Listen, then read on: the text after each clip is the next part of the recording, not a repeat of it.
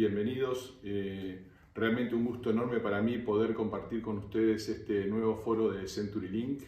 Este año con este formato especial, virtual, pero estamos realmente muy entusiasmados y convencidos de que va a resultar un formato interesante y el foro en su conjunto vamos a tratar una cantidad de temas que creo que son muy interesantes, sobre todo por este momento tan especial. Y justamente, como nosotros enfocamos la temática de este foro en temas que tienen que ver con la tecnología, con los negocios, este año hay una incidencia muy fuerte de este efecto de la pandemia porque básicamente se está planteando una fuerte disrupción en el entorno, ¿sí? Hay probablemente cambios del entorno económico, el entorno social, cambios en los comportamientos de los consumidores, de millones de consumidores en todo el mundo.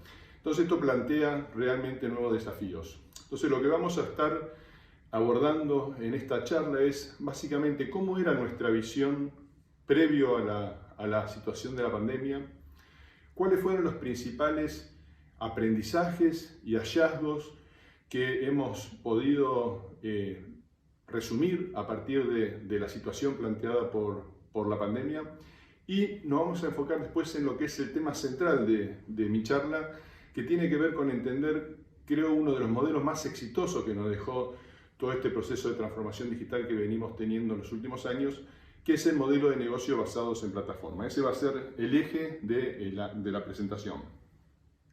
Entonces, ¿de qué veníamos hablando hasta que se planteara esta situación tan particular del COVID? Básicamente nosotros veníamos planteando una agenda centrada en el tema de transformación digital, o también, como se lo venía llamando, la cuarta revolución industrial. Y este fue un concepto que fue madurando a lo largo del tiempo. Inicialmente se asoció todo el tema de transformación digital a una cuestión, le diría, meramente tecnológica, es decir, a cómo incorporábamos, cómo se empezaban a incorporar nuevas tecnologías que iban apareciendo a los procesos de negocio. Pero ese concepto fue evolucionando y básicamente llegamos a un punto en el cual el concepto de transformación digital tenía que ver con la transformación en sí de los modelos de negocio de las compañías, ¿sí?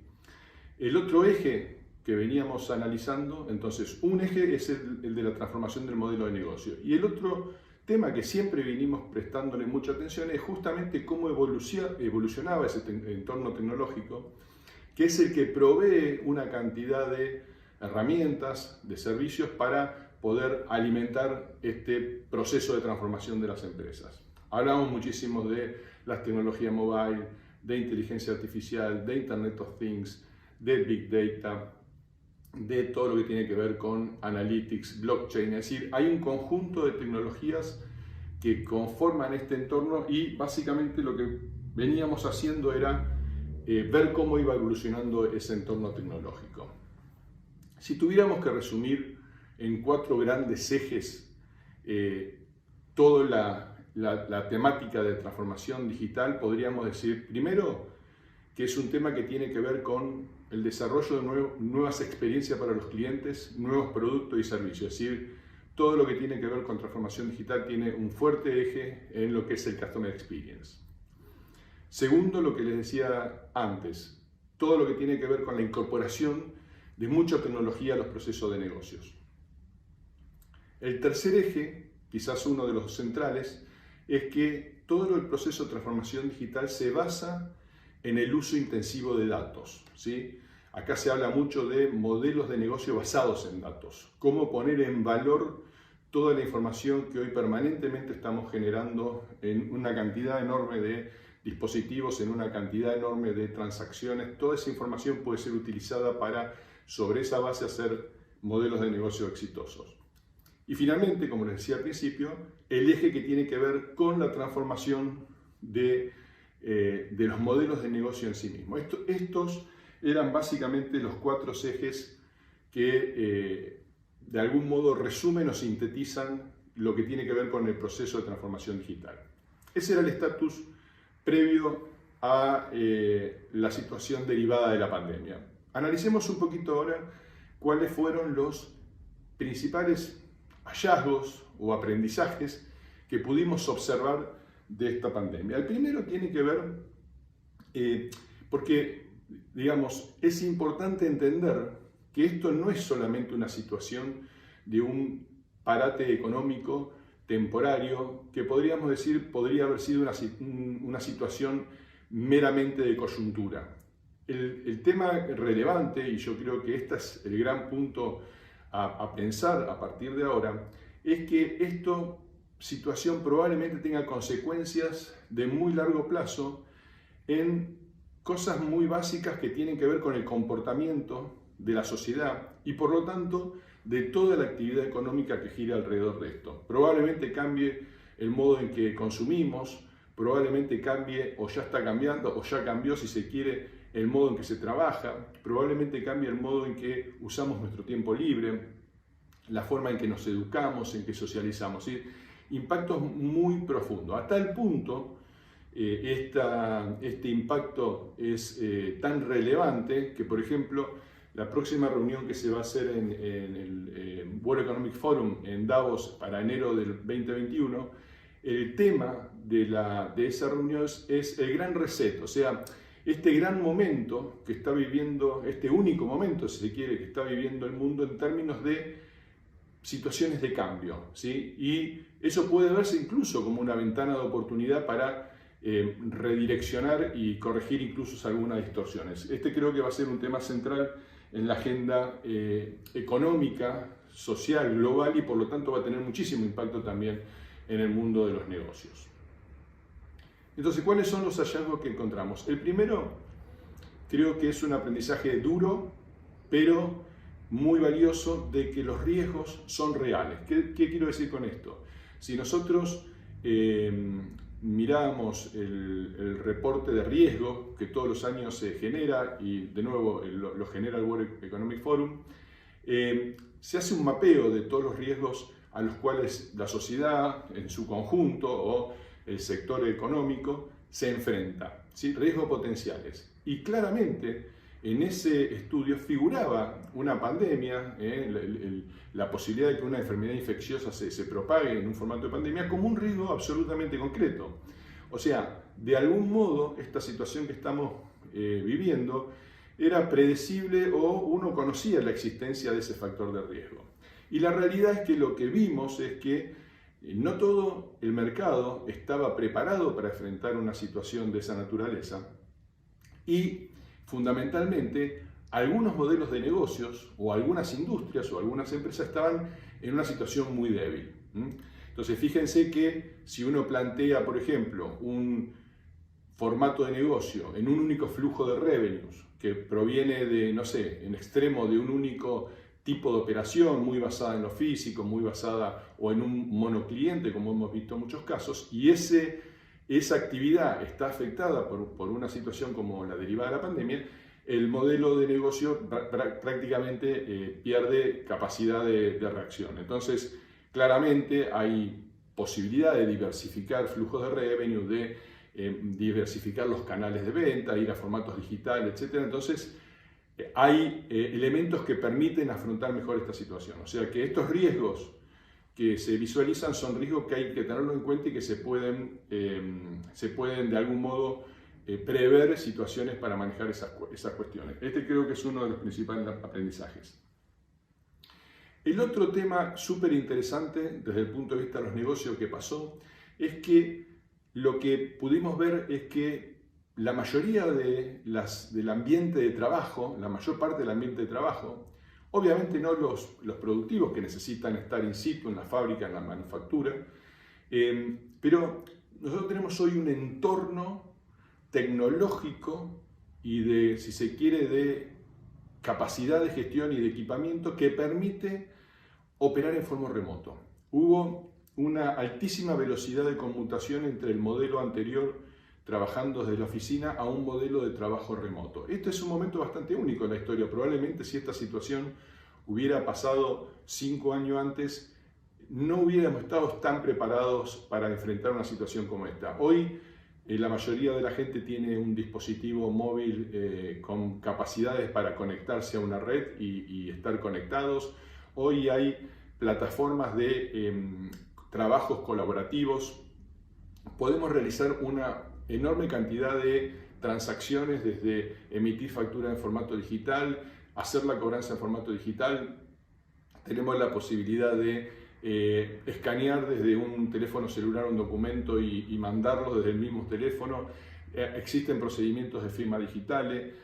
O sea, hay todo un entorno que está absolutamente preparado y que no solo eso, sino que demostró tener la capacidad para absorber la demanda casi instantánea que tuvo en términos de tráfico, en términos de capacidad y en términos de poder poner en valor esas herramientas. Así que creo que entender esto es muy relevante, porque de algún modo esto deja claramente planteado hacia adelante un nuevo esquema de trabajo que creo que la mayor parte de las empresas están evaluando cómo evolucionan en este concepto. El tercer aspecto que creo que es súper interesante de lo que hemos vivido, y que creo que en esto hay un común consenso en esta visión, es que claramente esta situación de la pandemia funcionó, si se quiere, como una especie de catalizador o como una especie de acelerador de un montón de situaciones que nosotros pensábamos como posibles, de una cantidad de transformaciones que muchas empresas tenían planeadas ejecutar, y a partir de esta situación se han acelerado. O sea, claramente esto dio un impulso muy grande a este proceso de transformación digital que veníamos viendo. El último punto, justamente, es el tema en el que me voy a enfocar ahora el resto de la charla, que es que también esta situación ha dejado en evidencia de un modo muy potente el éxito, la relevancia que han logrado tener los modelos de negocio basados en plataformas, que era uno de los modelos de negocios que se planteaban dentro del esquema de transformación digital como un posible modo de abordar a alguna empresa su proceso de transformación digital. Así que el éxito, si se quiere, o el triunfo de las plataformas es un gran resultado de esta situación. Y así que nos vamos a enfocar en este tema ahora. ¿Qué es? La primera pregunta que nos podemos hacer es: ¿por qué nos vamos a interesar en plataformas? Ok, un punto lo acabo de decir, que tiene que ver con el éxito que tiene este modelo, ¿sí? De hecho, cuando uno mira algunos papers o reportes que hablan de plataforma, por ejemplo, Deloitte dice en algún reporte: el modelo de negocio basado en plataforma no es solo una oportunidad, no es algo que alguna empresa puede de algún modo sacar provecho y puede convertirse en modelo de plataforma. Lo que dice Deloitte es un imperativo evaluar cómo una empresa puede aplicar este concepto a su esquema de negocios, ¿sí? Y es un imperativo porque vamos a ver que este modelo tiene mucha potencia en términos de captura del mercado. Y no hacer esto, o sea, no hacer esta evaluación, no agotar la posibilidad de ver cómo montar una operación basada en un modelo basado en plataformas, puede ser un riesgo muy alto para una empresa si no lo hace, porque puede aparecer una plataforma de un competidor o una startup que amenace la posición. Entonces, tengamos esto en mente, es casi un must poder analizar y evaluar cómo una empresa puede adoptar este modelo. La verdad es que hoy ya vivimos rodeados de plataformas, o sea, ya el desarrollo que hubo hasta ahora se ha ido metiendo por distintos canales en nuestra vida diaria. Hoy muchas de las compras que hacemos las hacemos en una plataforma como Mercado Libre o Amazon. Socializamos vía Instagram, planificamos nuestros viajes y contratamos vía Despegar o Airbnb, escuchamos música en una plataforma como Spotify, nos capacitamos o capacitamos a nuestra gente utilizando alguna plataforma de estudio virtual como edX. Nos transportamos usando una plataforma como Cabify. gastamos parte de nuestro tiempo libre mirando videos en una plataforma como YouTube. Nos traen pedidos que hacemos en una plataforma de delivery como Rappi, ¿sí? O sea, ya es muy visible cómo este formato de negocio ha empezado a permear y ha empezado a capturar grandes porciones de las transacciones, si se quiere, que nosotros hacemos día a día. O sea que esto es una muestra muy potente de la relevancia que está teniendo este modelo. Otro dato interesante, un par de datos más y ya nos vamos a analizar el caso del modelo. Uno es, fíjense que hoy 7 de las 10 empresas más valiosas del mercado en términos de capitalización de mercado son plataformas, ¿sí? Y que varias de estas compañías, y esto tiene que ver con esta resiliencia mostrada en estos tiempos del COVID, es que varias de ellas duplicaron su valor en los últimos 6 meses, ¿sí? Desde que arrancó esta situación de pandemia. Y eso es una muestra de que el mercado está interpretando que ese es un modelo exitoso y que ese es un modelo que está preparado para enfrentar esta situación, o, dicho de otro modo, que este corrimiento de hábitos que hablábamos de la población en general va en la dirección en la cual esa plataforma tiene un rol relevante. Así que bueno, metámonos a tratar de entender entonces este modelo, porque hay varias cosas interesantes para analizar. Entonces, lo primero sería definir qué es una plataforma, ¿sí? Y me parece que está bueno definirlo del modo más puro y abstracto, más conceptual, para tener como claridad de pensamiento, porque va a haber que distinguir distintos tipos de situaciones. Por ejemplo, una plataforma básicamente es un modelo de negocios, ¿sí? Que lo que hace es facilitar el intercambio entre diversos grupos, la interconexión e intercambio entre grupos de usuarios. Normalmente en estos grupos de usuarios suelen estar los consumidores y suelen estar los productores, pero ambos grupos interaccionan a través de la plataforma. ¿Qué no es una plataforma? También está bueno saberlo desde el vamos. Una plataforma no es una app, ¿sí? Es muy probable que muchas plataformas utilicen una app como interfaz de sus usuarios con la plataforma, como modo de conectarse a la plataforma. Pero una app no es una plataforma. Una plataforma no es un software. Una plataforma no es una plataforma informática que se puede utilizar para dar un servicio. Por ejemplo, pensemos un servicio de un software as a service, que uno accede a ese servicio a través de una plataforma informática. Eso no es un modelo de negocio basado en plataforma. Que una empresa tenga un site de e-commerce, o sea, una plataforma de e-commerce, no significa que esa empresa esté utilizando ese site dentro del marco de un modelo de plataforma. Son cosas distintas. Por ejemplo, un ejemplo fácil de entender, Netflix no es una plataforma. Netflix utiliza una plataforma tecnológica que es, digamos, básicamente una red de distribución de contenido, usa la tecnología de streaming para distribuir su contenido, pero Netflix no interconecta comunidades, Netflix tiene clientes. Un rasgo distintivo de una plataforma es que interconecte comunidades. Otro rasgo distintivo interesante de una plataforma es que el dueño de la plataforma en general no es dueño del inventario, o sea, en general no tiene activos físicos. Mercado Libre no es dueño de los productos que se venden en la plataforma. Ese inventario pertenece a los productores que están conectados a la plataforma.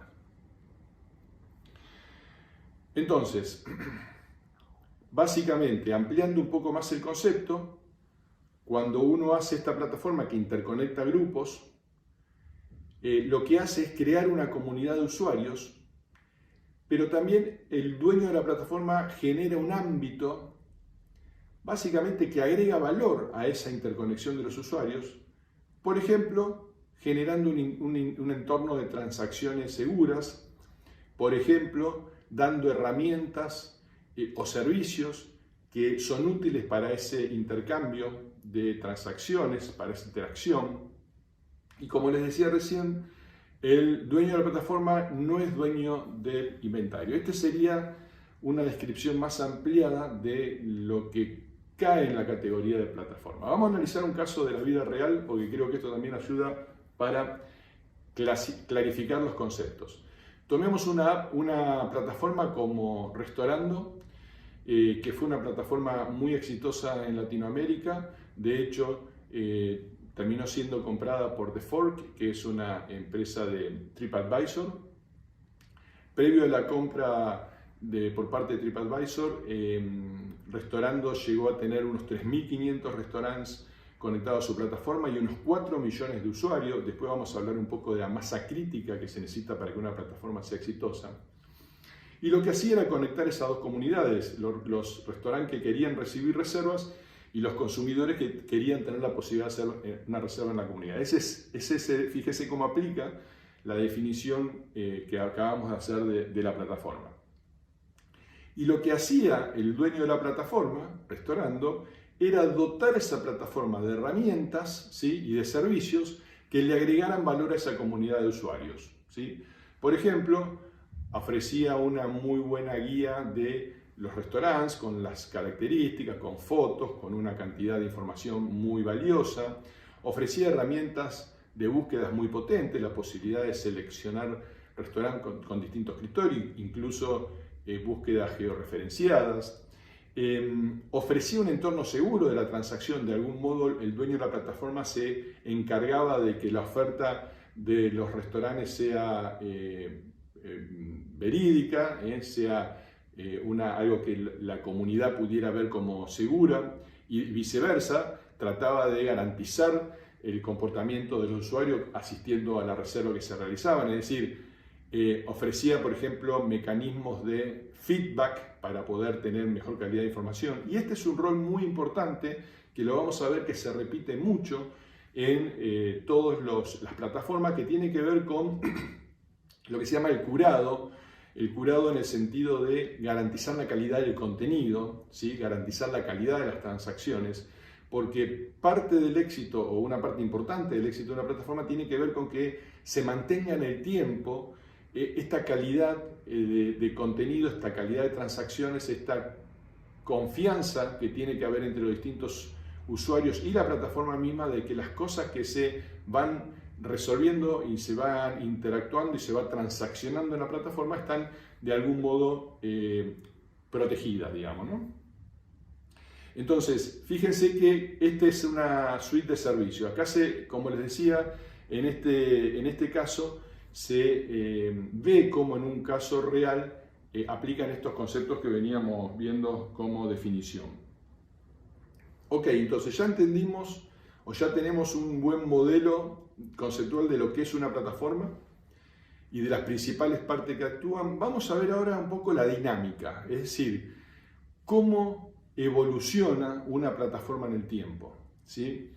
Porque acá es donde aparece un efecto, si se quiere, muy poderoso de este modelo de negocio, que tiene que ver con una especie de ciclo virtuoso que tiene y que es intrínseco al modelo. Entonces vamos a analizar un poquito esto en detalle.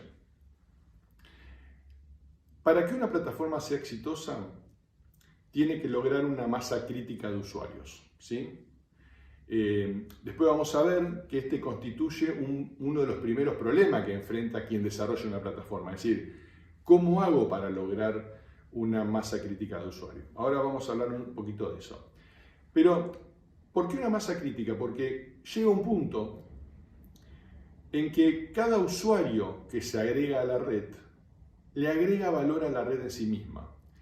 O sea, ese usuario que se conecta captura valor porque recibe un servicio que le resulta valioso, pero a su vez que ese usuario se conecte genera valor al conjunto de la comunidad porque, por ejemplo, hace esa comunidad más atractiva, esa comunidad de usuarios, para productores que deciden subirse a esa plataforma para poder interactuar con esta comunidad de usuarios. Entonces, se empieza a producir un ciclo virtuoso donde más usuarios hacen que la plataforma sea atractiva, aparecen más productores, el dueño de la plataforma tiene mejores elementos para hacer que esas transacciones sean cada vez más efectivas, incluso desde el punto de vista de precio.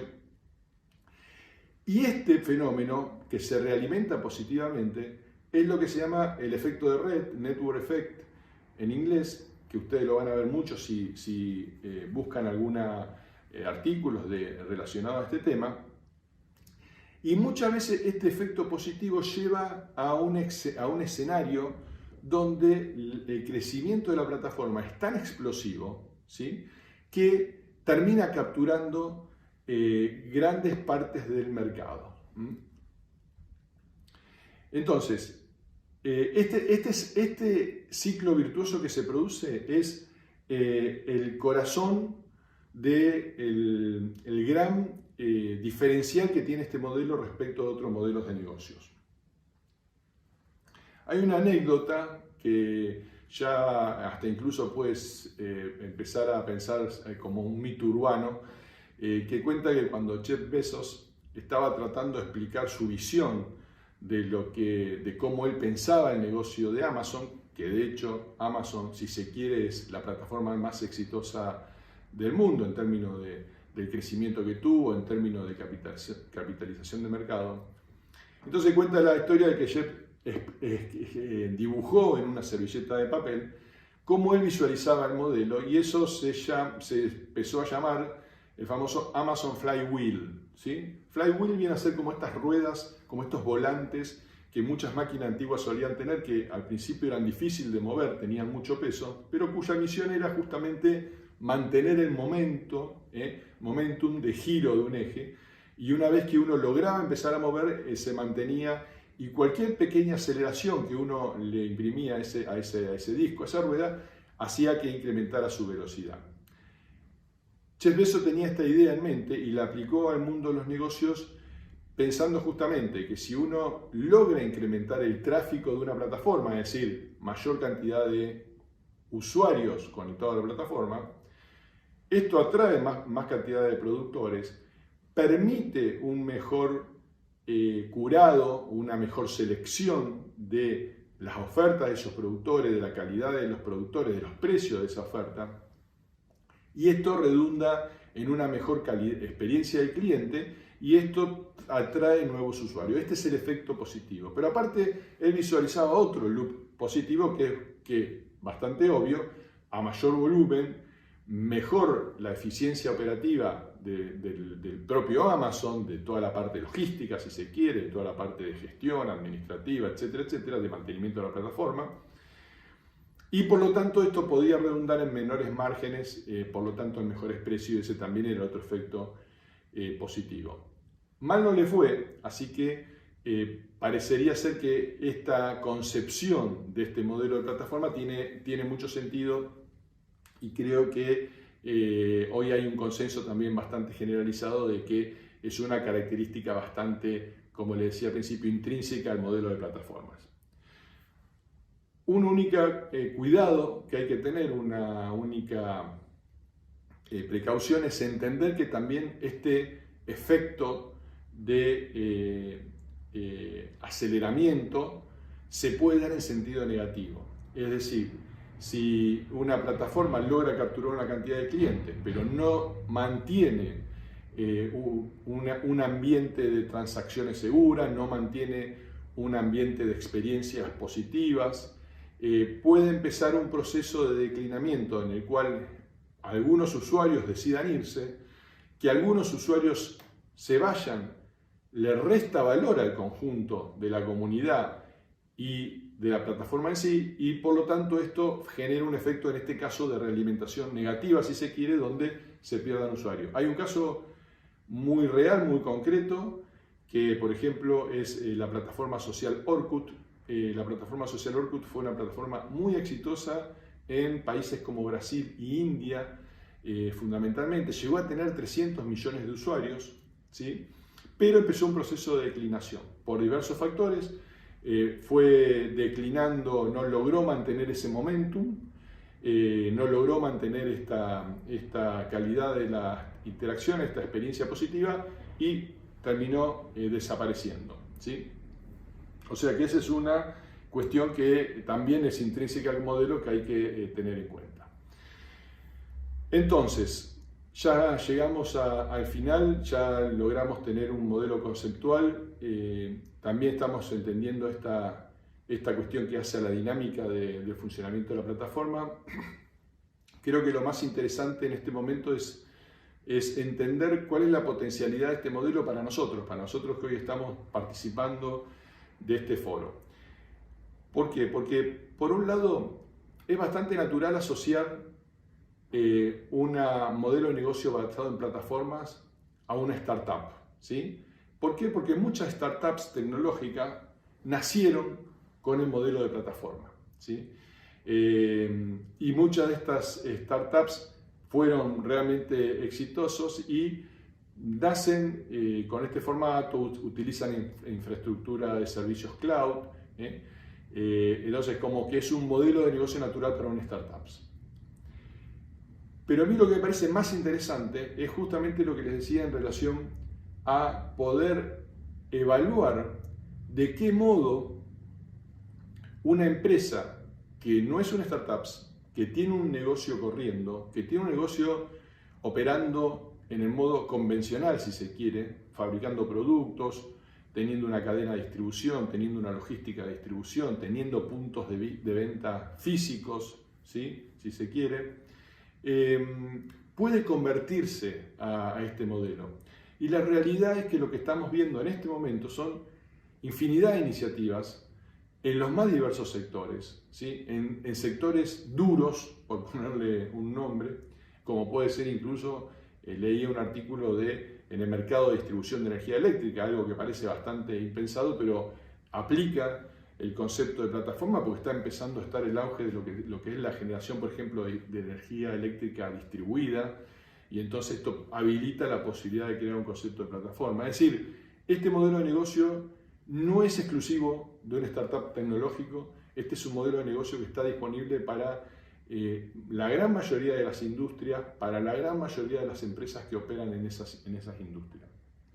Y yo creo que acá está el potencial de este tema y de por qué creo, y mi consejo es que empecemos a pensar con esta idea en mente. Incluso si nosotros hacemos una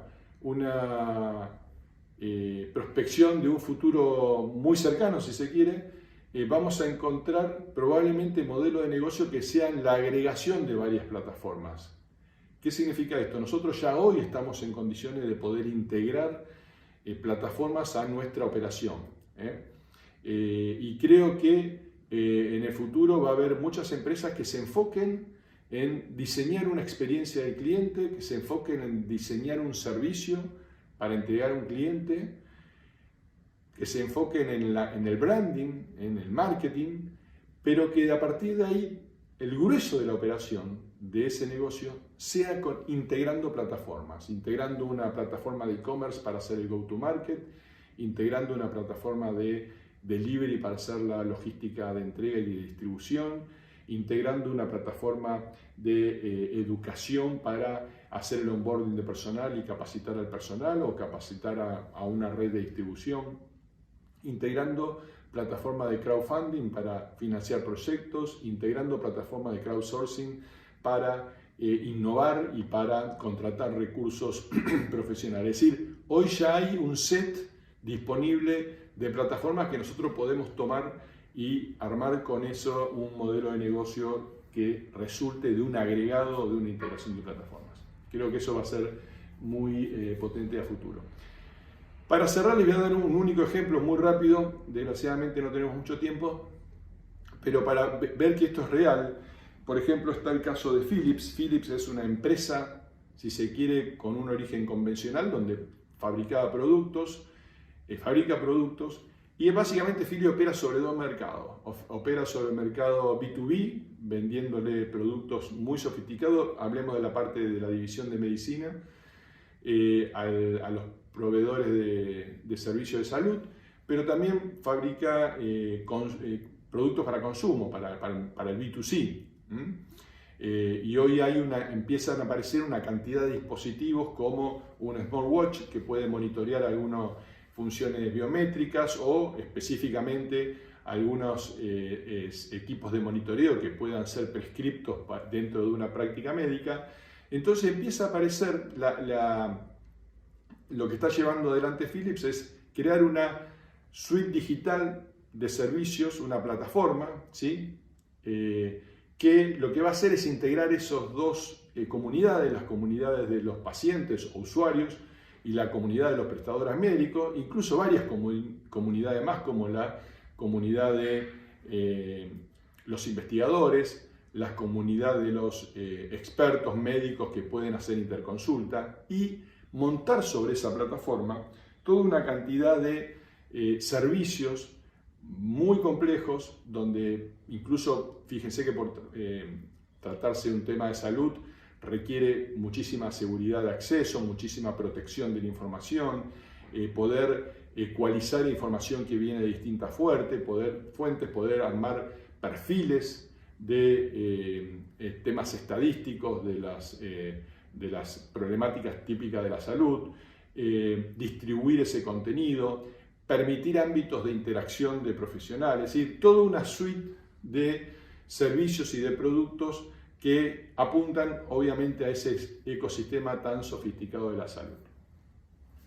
Con esto termino. Mi mensaje final es que realmente estamos en un momento único en la historia, creo, y que hay una cantidad de elementos nuevos y de factores disruptivos que van a estar modificando en el corto plazo en nuestro entorno de trabajo, nuestro entorno de negocios y también de nuestro entorno privado, de nuestras vidas personales. Entonces creo que en esos momentos se requiere profundizar un poco más todavía esta prospección de tratar de entender hacia dónde vamos y de tratar de entender las tendencias, y lo que creo que hemos tenido una prueba bastante importante en estos tiempos de que todo este proceso de transformación digital, esta famosa cuarta revolución,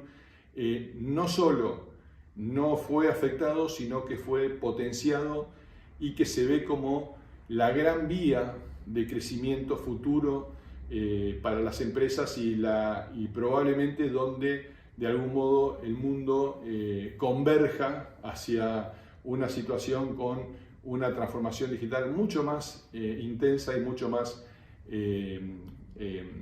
que cubra mucho más aspectos de nuestra vida diaria y de nuestros negocios. Así que bueno, espero que les haya resultado interesante. Muchas gracias y los dejo para que sigan con el foro.